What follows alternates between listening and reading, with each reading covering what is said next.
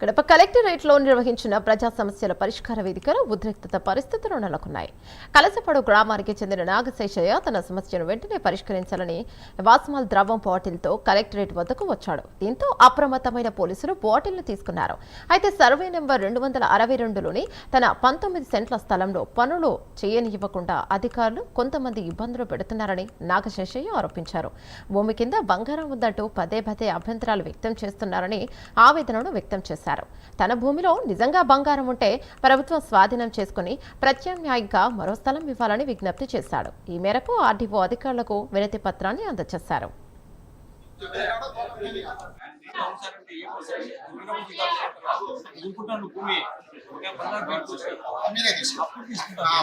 అదే కదా నేను అడిగా సార్ మీకే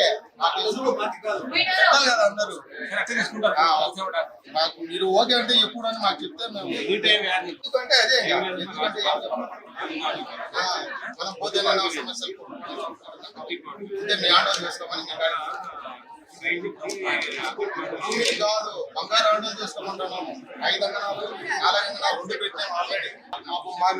కల్సబాడు నాగశేషయ్య అనేవాడిని నేను, దూదేగల్ నాగశేషయ్య అనేవాడిని నేను ఉత్తర భాగంలో లెటిన్ దోగంగా నేను 19 అడుగులు నేను దోగంగా నా భాగంలో నేను తోగినాను. దాని తోగంగా ఒకటేమైనా నీళ్ళు ఇడ్చి దాన్ని పడేయంగా నిదానంగా తెలుసుకుంటే దాంట్లో బంగారు ఉండాలని తెలియపరచంగా నేను గవర్నమెంట్ కలెక్టర్ మేడానికి తెలియపరచంగా కలెక్టర్ మేడం ఇంకా స్పందించకుండా నాకు 95 రోజులు టైం ఇయ్యంగా నాకు ప్రాణ భయం ఉండదని నేను ఆల్రెడీ మేడానికి చెప్పంగా కానీ మేడం స్పందించకపోతే నేను అమరావతి పోయి చంద్రబాబును కలిసితే మీ మేడం ఎందుకు స్పందించడం లేదు, ఆ ప్రాంతంలో ఆమె జీతం తీసుకుంటుంది కదా, ఆమె ఎందుకు చేయలేదని గట్టిగా అడగంగా సార్ నా పరిస్థితి ఇది సార్, నాకు ఎవరు దిక్కులేరు, నన్ను దయచేసి మీ సొమ్ము మీరు ఆందోళన చేసుకోండి, నాకు ఎటువంటి సంబంధాలు లేవు, భూమే నాకు మట్టే హక్కు కానీ లోపలుండే కబ్జాలన్నీ నాకు ఎటువంటి సంబంధాలు లేవని ఆల్రెడీ నేను ముఖ్యమంత్రి గారికి చెప్పంగా